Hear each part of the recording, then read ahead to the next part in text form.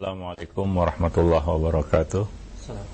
Alhamdulillah, nahmaduhu wa nasta'inuhu wa nastaghfiruh, wa na'udzu billahi min syururi anfusina wa sayyiati a'malina, may yahdihillahu fala mudhillalah wa may yudlil fala hadiyalah. Asyhadu an la ilaha illallah wahdahu la syarikalah wa asyhadu anna Muhammadan abduhu wa rasuluh. Ya ayyuhalladzina amanu ittaqullaha haqqa tuqatih wa la tamutunna illa wa antum muslimun, amma ba'du. Fa inna ahsanal kalami kalamullah wa khairal hadi hadi Rasulillah sallallahu alaihi wasallam wa syarrul umur muhdatsatuha wa kullu muhdatsatin bid'ah wa kullu bid'atin dhalalah wa kullu dhalalatin finnar. Ma'asyiral muslimin, para pemerhati roja rahimani wa rahimakumullah. Pertama, kita bersyukur pada Allah Subhanahu wa taala atas nikmat dan karunia yang Allah limpahkan kepada kita semua. Salawat beriring salam atas Nabi kita Muhammad sallallahu alaihi wasallam, atas keluarga beliau, sahabat-sahabat beliau, dan umat beliau sampai hari kemudian. Para pemerhati roja, ma'asyiral muslimin rahimani wa rahimakumullah, pagi ini kita akan kembali melanjutkan pembahasan buku Mencetak Generasi Rabbani. Kita sampai pada bab lampiran berkaitan dengan beberapa kisah-kisah yang salah satu metode pendidikan yang kita lakukan adalah dengan penuturan kisah. Ada beberapa kisah yang mungkin kita bisa ambil faidah yang disebutkan Nabi di dalam Al-Qur'an, di dalam hadis-hadis beliau. Ya, di samping kisah-kisah Al-Qur'an, kisah para nabi dan rasul, kisah orang-orang saleh. Ya, tentunya kita menyampaikan kisah ini ada makna yang ingin kita sampaikan. Ya, misalnya tentang amanah.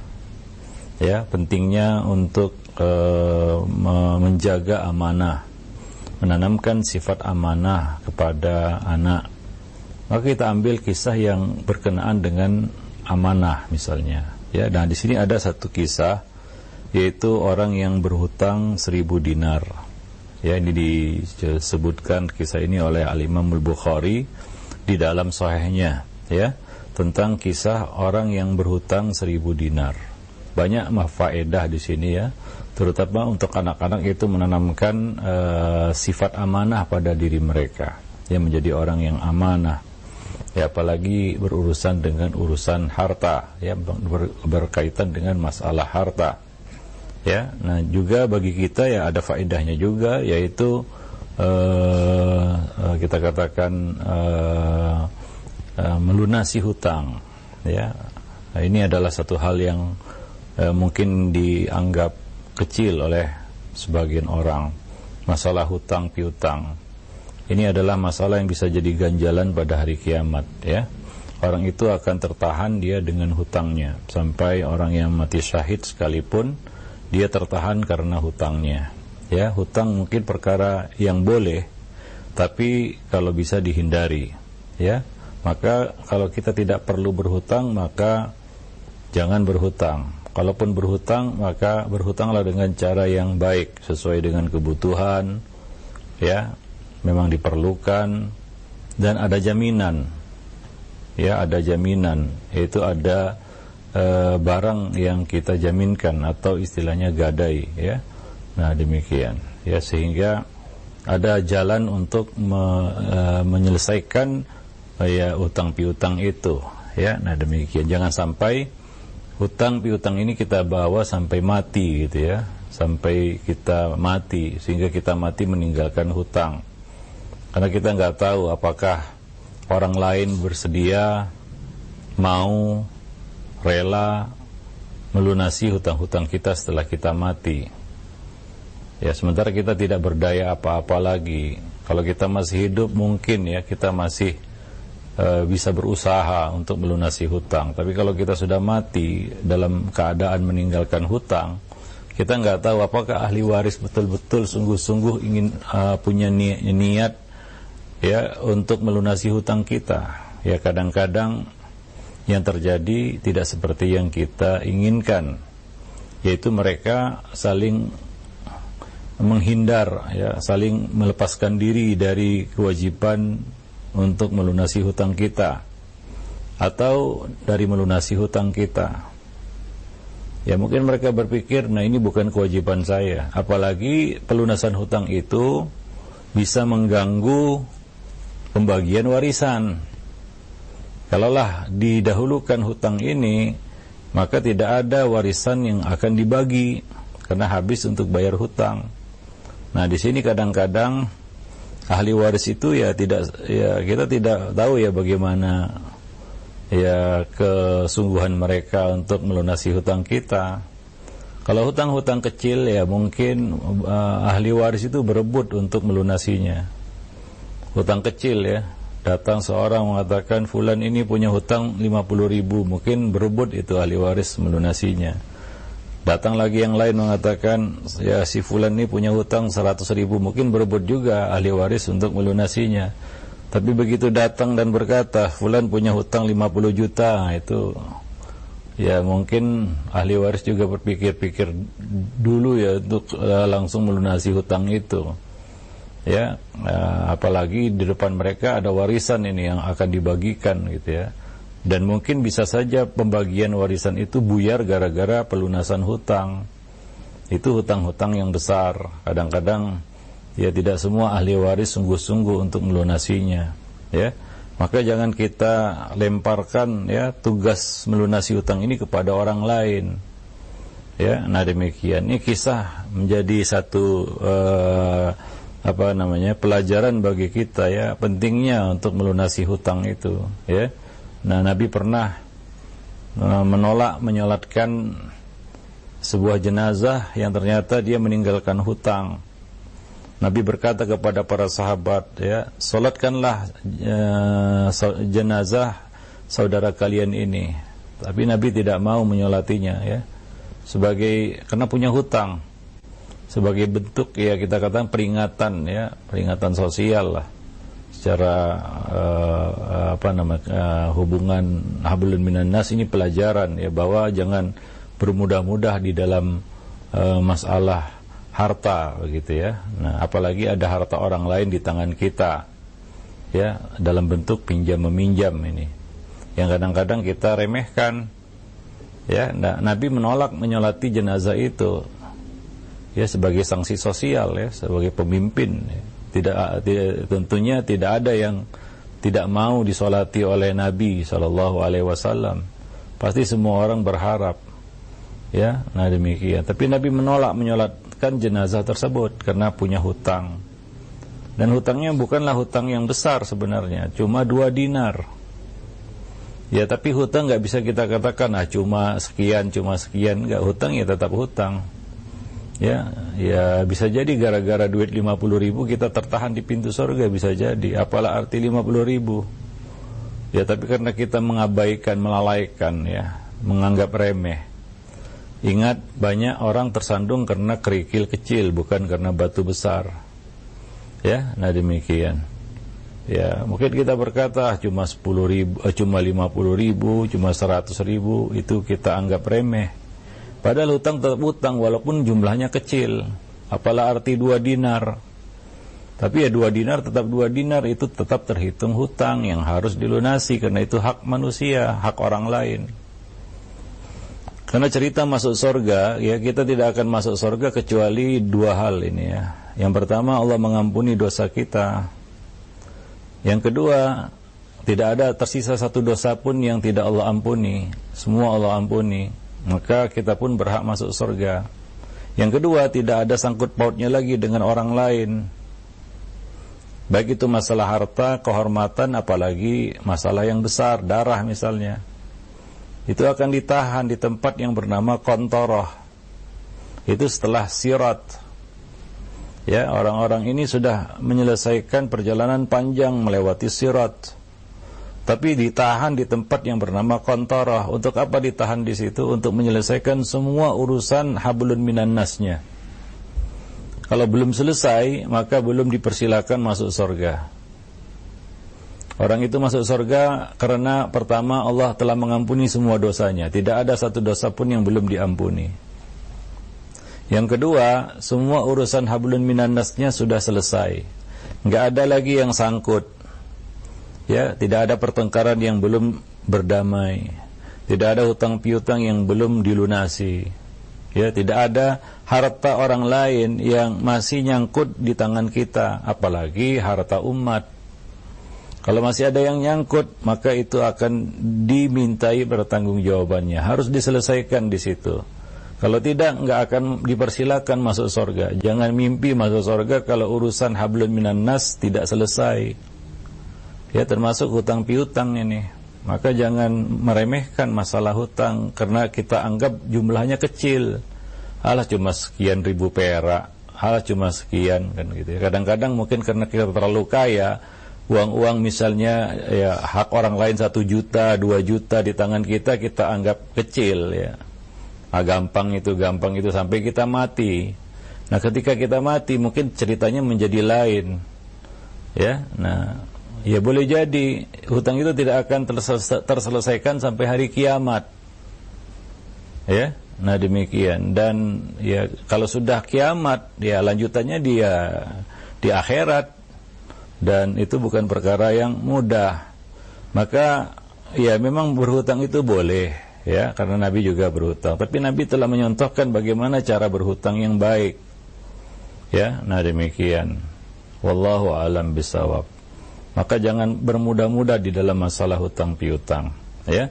Nah, maka Nabi berpesan kepada kita, ini masalah cerita masuk surga ya. Barang siapa yang masih punya urusan kezaliman ataupun apapun dengan saudaramu, maka selesaikanlah hari ini, kata Nabi. Falyatahallal minhul yaum. Minta halal dia dari yang bersangkutan hari ini. Hari ini maksudnya di dunia. Jangan tunda-tunda di akhirat, karena urusan akhirat itu enggak mudah. Ya, urusan di akhirat itu enggak mudah. Ya, tidak sesimpel yang kita bayangkan. Ya, maka Nabi perintahkan kita untuk menyelesaikan masalah-masalah dengan manusia itu di dunia. Ya. Maka dalam hadis ada ya Nabi menyebutkan bahwa ada 2 orang yang ditahan Nabi, yang ditahan Allah karena masih terlibat pertengkaran yang belum mereka selesaikan, mereka belum berdamai. Kedua belah pihak tidak ada iktikad mau berdamai. Ya, dan mereka pertahankan pertengkaran itu sampai di akhirat, sampai kiamat. Maka Allah berkata, andirahuma hatta yastaliha. Tahan keduanya di pintu surga, yaitu di kontor, sampai mereka berdamai. Hatta yastaliha, sampai keduanya berdamai. Ini ya, maka urusan-urusan dengan manusia, kalau ada perselisihan paham, pertengkaran, ya, nggak enakan, kesalahpahaman atau macam-macam lah urusan kita dengan manusia ini ya, maka selesaikan hari ini. Kalau bisa kosong-kosong ya di dunia ya, istilahnya seperti itu maaf-maafan ya, saling merelakan ya, hingga nggak ada masalah, kita anggap selesai. Kalau orang itu punya masalah sama kita, kita maafkan. Ya, atau kalau kita punya masalah dengan orang yang kita datangi, kita minta halal, minta maaf ya. Nah, bagaimana kita berdamai, kan begitu ya, wasulhu khair. Berdamai itu kan lebih baik. Ya, untuk apa kita pertahankan pertengkaran, perseteruan sampai hari kiamat gitu ya. Karena sebagian orang terlalu berani dan berkata, nanti urusan kita selesaikan di akhirat. Itu enggak mudah. Kadang-kadang kita merasa benar dan berani berkata seperti itu, padahal mungkin belum tentu kita benar. Belum tentu kita benar 100%. Sementara kita sudah berani mengatakan urusannya kita lanjutkan nanti di akhirat. Memangnya mudah. Ya, hari di mana dinampakkan segala keburukan, ya, kesalahan, yaumatublas sarair, wa hussila ma fis sudur. Akan dinampakkan apa yang tersembunyi di dalam hati, ya. Nah, demikian yaumut taghabun, hari dinampakkan kesalahan-kesalahan. Ya, lalu kita merasa benar dan kita menolak untuk berdamai gitu ya. Dan kita berkata dengan congkaknya, dengan pongahnya, nanti kita lanjutkan urusan di akhirat. Nah, para pemerhati rojak kaum muslimin dan muslimat ya, maka jangan kita bermudah-mudahan di dalam masalah hutang. Ya, nah demikian. Nah, di sini ada kisah ya yang bisa menginspirasi kita semangat untuk melunasi hutang. Karena kadang-kadang kalau urusannya ditagih hutang udah nggak semangat dia. Waktu mau berhutang semangat kali, semangat 45 ya. Terus PDKT, pendekatan gitu ya, dengan orang yang ingin dia pinjam gitu. Nah begitu waktu pengembalian pinjaman, nah sudah hilang gitu ya. Nah, sudah nggak ada lagi PDKT itu, pendekatan itu nggak ada lagi, nggak dekat-dekat lagi, malah menjauh. Ya makin didekati makin menjauh begitu ya, hilang lama-lama. Nah, urusan mengembalikan pinjaman nggak semangat, urusan meminjam semangat. Nah demikian ya, semangat 45 lagi. Pokoknya apapun ya jalan usaha ditempuh untuk dapat pinjaman. Nah demikian. Taib, ini kisah yang diceritakan Nabi ya. Ada seorang dari kalangan Bani Israel meminjam uang 1000 dinar kepada temannya. Kemudian temannya berkata, datangkanlah beberapa orang untuk menjadi saksi. Namun dia membalas, cukuplah Allah menjadi saksi atas kita. Lalu temannya ini memberi syarat, kalau begitu serahkan sesuatu kepadaku sebagai jaminan. Lalu ia mengatakan lagi, cukuplah Allah sebagai penjamin atas uang yang kupinjam darimu ini. Ya, nah demikian. Ya. Kemudian akhirnya temannya itu setuju. Lalu meminjaminya uang 1000 dinar. Setelah menerima pinjaman, orang itu menyeberangi lautan dengan menumpang sebuah perahu ya, untuk satu keperluan yang mendesak. Saat keperluannya selesai, ia berniat segera pulang. Ya kembali, guna ya dia ingat dia punya hutang 1000 dinar itu sama seseorang di seberang sana. Ya, dia ingin mengembalikan 1000 dinar yang dipinjamnya itu. Ya seperti kata Nabi ya, barang siapa yang meminjam ya harta saudaranya dengan niat mengembalikannya, maka Allah akan membantunya mengembalikannya. Tapi kalau dia berniat meminjam atau mengambil harta saudaranya itu untuk memusnahkannya, maka atlafahullah, Allah akan memusnahkannya. Nah orang ini memang punya azam ya untuk mengembalikan, maka dia pun ingin segera kembali agar bisa mengembalikan uang 1000 dinar tadi yang dipinjamnya. Akan tetapi qadarullah, ia tidak dapat perahu tumpangan untuk menyeberangi lautan.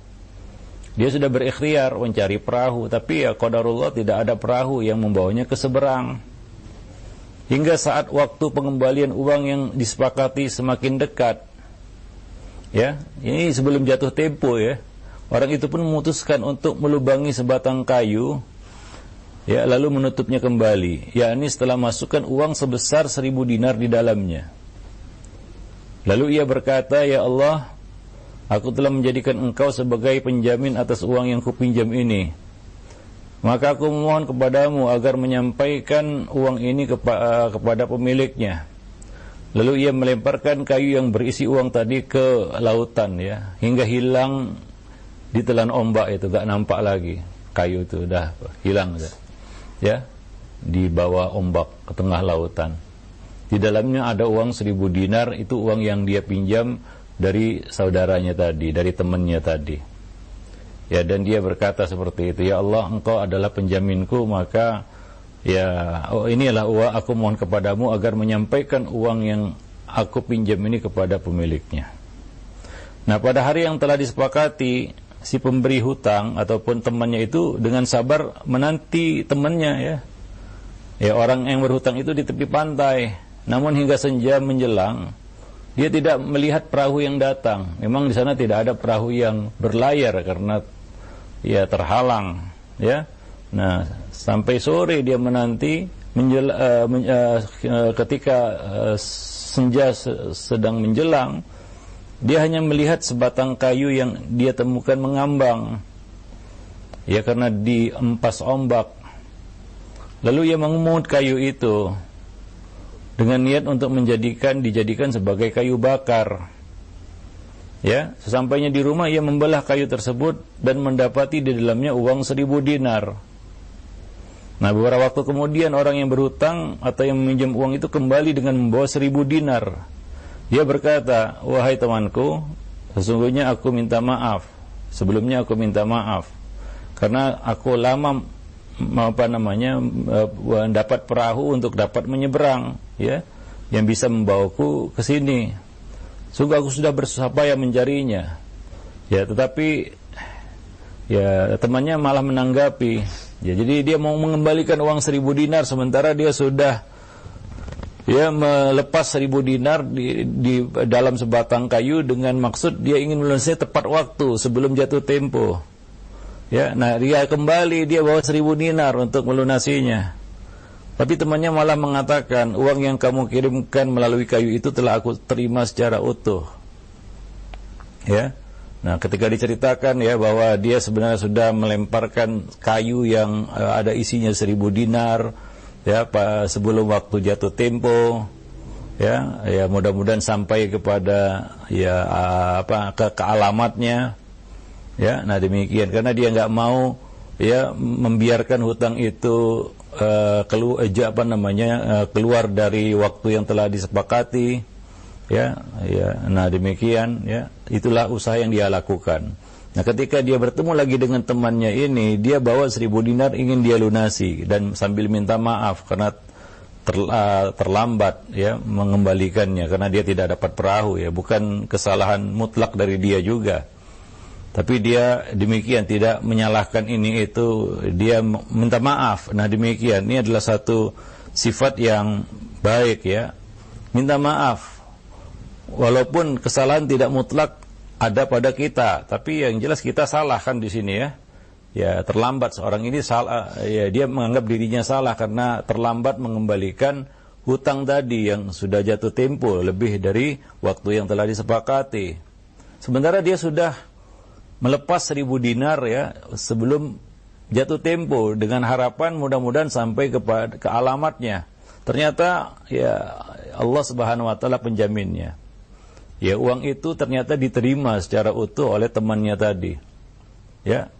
Nah, ketika dapat cerita dari orang itu, dari temannya itu, dia mengatakan ini uang itu yang kamu kirimkan itu melalui kayu itu ya sudah ada di tanganku. Ya ternyata dia yang menemukan itu di kayu yang akan dijadikannya kayu bakar. Ketika dibelah ternyata di dalamnya ada uang 1.000 dinar. Nah demikian ya. Ada banyak faedah yang bisa kita petik dari kisah ini. Di antaranya adalah amanah. Ketika ada harta orang lain di tangan kita, maka kita punya amanah untuk mengembalikannya. Ya, alal yadi ma akhadha hatta turad. Ya, kewajiban tangan atas apa yang diambilnya, yaitu apa? Kewajiban kita atas apapun harta yang kita ambil, yang kita pinjam, hatta turadda, hingga dikembalikan. Ya, baru selesai tanggung jawab kita sampai dikembalikan. Kalau belum dikembalikan maka amanah belum ya tuntas, ya belum diserahkan kepada pemiliknya. Maka Allah mengatakan innallaha ya'murukum an tu'addul amanati ila ahliha. Sesungguhnya Allah Subhanahu wa taala memerintahkan kamu agar menyerahkan amanah kepada pemiliknya, harta kepada pemiliknya. Jangan sampai ada harta orang lain di tangan kita. Ya, harta orang lain di tangan kita. Kalau orang lain itu kita kenal itu mungkin mudah. Tapi kalau orang lain itu maksudnya adalah umat, nah ini yang berat ini. Sama siapa kita kembalikan ini? Ya, nah demikian. Taib. Jadi kadang-kadang banyak pertanyaan ya. Ustadz, saya minjem uang dari seseorang, ternyata orang itu entah kemana, nggak tahu keberadaannya, nggak tahu kemana perginya. Sekarang dia menghilang. Sementara uang itu ada di tangan saya ingin mengembalikannya, gimana Ustadz? Itu banyak pertanyaan seperti itu ya. Yang pertama ya jangan merasa nggak bersalah dulu. Mungkin kita salah. Yaitu apa? Kita sengaja mengulur-ngulur pelunasan hutang hingga dia hilang. Kadang-kadang kejadiannya seperti itu. Maka ini tidak lepas dari kesalahan kita. Kita harus menebus kesalahan kita. Ya.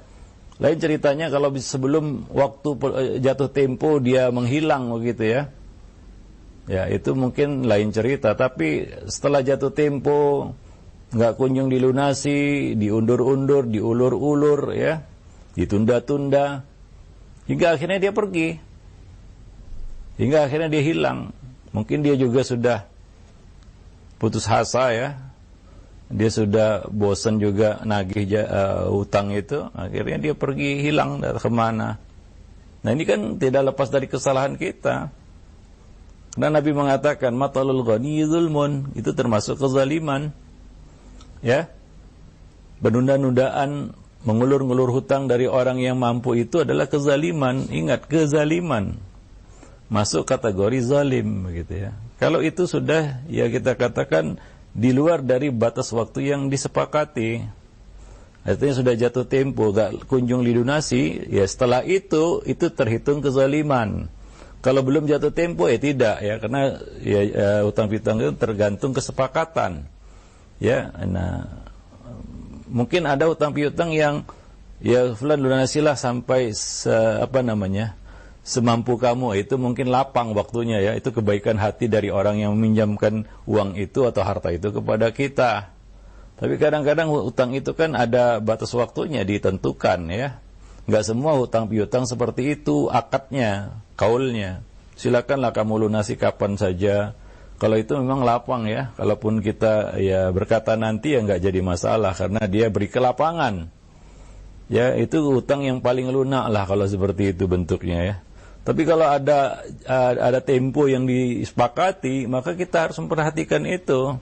Kenapa? Karena lebih dari itu, ya, lebih dari itu terhitung kezaliman. Kalau kita mampu, tapi kita tidak lunasi juga, ya, itu salah kita. Nah, sebagian orang kadang-kadang yang punya uang, dia tidak ngomong apa-apa, tapi dia sendiri yang memberi janji, nanti tahun depan saya lunasi. Datang tahun depan nggak lunas juga. Nah, dia kan zalim itu. Kalau dia mampu ya, maka itu terhitung kezaliman. Ya, nah demikian. Dan juga ya termasuk ya kita katakan sifat khianat ya, ataupun menyalahi janji. Ya, kadang-kadang orang yang berhutang ini ya buruknya, hinanya adalah dia berkata dia kadang-kadang bohong. Dia berjanji banyak diingkari. Nah, itulah hinanya berhutang itu. Ya, nah sering bohong jadinya, sering ngingkari janji, sering PHP-in orang, ya, ngasih harapan-harapan palsu kepada orang, janji-janji yang enggak terpenuhi. Nah, jadi banyak keburukan-keburukan yang muncul dari situ. Ya, nah jadi kadang-kadang orang bertanya seperti itu, Ustaz, orangnya udah hilang entah kemana, gimana, seolah-olah dia mengatakan saya enggak salah. Yang salah orang itu, salah sendiri kenapa hilang gitu ya. Ya, kewajiban kita yang berhutang, yang sudah dibantu untuk ya aktif. Ya, misalnya menanyakan nomornya, mencatat nomornya. Sekarang kan ada nomor HP istilahnya, alamatnya, ya, atau emailnya, atau nomor WA-nya, atau akun FB-nya, Insta-nya dan lain sebagainya. Bisa sebenarnya. Tapi kita sengaja tutup mata kadang-kadang supaya dianggap hilang gitu ya. Nah, modusnya apa? Hutang ini selesai. Ya, nah demikian. Nah, sebagian orang mungkin betul-betul ingin melunasi, tapi orang itu sudah hilang betul, nggak ketahuan kemana perginya. Maka kewajiban kita adalah tetap melunasi hutang itu. Kalau kita tahu ahli warisnya ataupun keluarganya, kita bisa titipkan melalui keluarganya. Tapi kalau nggak ada, mungkin dia orang perantauan, dia datang dari jauh, dia juga seorang musafir kelana, kan begitu ya. Sekarang sudah pergi entah kemana, ya, maka kita punya kewajiban juga, ya, seperti yang dilakukan oleh orang ini. Ya, minimal kita keluarkan sedekah atas namanya. Uang itu kita keluarkan sebagai sedekah atas nama orang tersebut. Kalau ada kemungkinan nih nggak bisa ketemu lagi ini, ya, nah demikian. Ya, maka ya kita keluarkan sedekah atas namanya. Ya, bahwa yang sedekah itu si fulan ya, sebagai bentuk pelunasan hutang kita, melepaskan hak ya dari tangan kita, ya. Kita lepas hak itu dalam bentuk sedekah. Dengan catatan kalau ternyata kita kembali bertemu lagi dengan orang itu, ya, bertemu lagi dengan orang yang bersangkutan, kita wajib melunasinya. Jika misalnya dia mengatakan, "Fulan, balikkan uang saya."